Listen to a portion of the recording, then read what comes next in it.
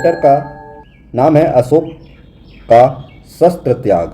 अशोक का शस्त्र त्याग और चैप्टर संख्या 6। इनके लेखक की बात किया जाए तो लेखक है बंशीधर श्रीवास्तव। ये लेखक हैं। तो हम बात करेंगे पाठ का सारांश।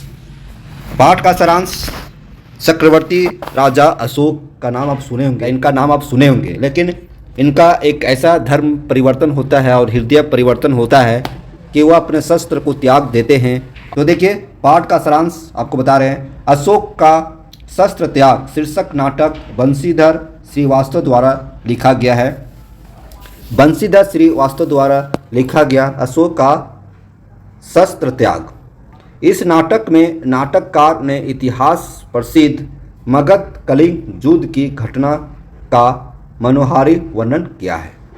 ये नाटक है। नाटककार हुए बंशीधर श्रीवास्तव, और बंशीधर श्रीवास्तव ने नाटककार के रूप में मगध और कलिंग युद्ध की घटना का वर्णन किया है। मगध और कलिंग युद्ध का घटना जो है बहुत ही इतिहास में ऐतिहासिक है। मगध देश का सम्राट राजा अशोक और कलिंग का सम्राट के साथ युद्ध होता है।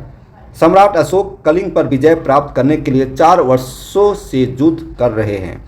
कलिंग पर विजय प्राप्त करने के लिए राजा अशोक 4 वर्षों से युद्ध कर रहे हैं, किंतु कलिंग अभी भी यह पराजय है, मतलब वो अभी भी अशोक के अधीन स्वीकार नहीं किया है, अशोक की अधीनता स्वीकार नहीं किया है। अशोक स्वयं सेना का संचालन करते हैं, तब भी स्त्रियों की सेना दुर्ग से बाहर आती है। अशोक सेना का संचालन कर रहे हैं, सेनापति का भी भूमिका निभा रहे हैं, तभी देखते हैं कि स्त्रियों की सेना दुर्ग से मतलब राजमहल से बाहर आती है। इस सेना का नेतृत्व कलिंग नरेश की पुत्री पद्या कर रही है। वह अशोक को ढूंढ रही है। देखिए कलिंग नरेश के पुत्री अशोक को ढूंढ रही, उससे युद्ध करने के लिए। अशोक कहते हैं कि मैं यहाँ हूँ। पद्या अशोक को युद्ध के लिए ललकारती है। अशोक स्त्रियों से युद्ध करना स्वीकार कर देते हैं। अशोक कहते हैं कि मैं स्त्रियों से युद्ध नहीं करूँगा, मैं एक पुरुष हूँ और मैं पुरुष योद्धा से ही युद्ध करूँगा। ये कहते हैं। स्त्रियों से युद्ध करना वह स्वीकार नहीं करते हैं। कौन? राजा अशोक। वे निहत्था होकर पद्या के समक्ष गर्दन झुकाकर खड़े हो जाते हैं। वो कहते हैं कि कुछ भी हो जाएगा, हम युद्ध नहीं करेंगे, हम तुम्हारे सामने गर्दन झुकाकर खड़े हैं, तुम चाहो हम पे हमला कर सकते हो।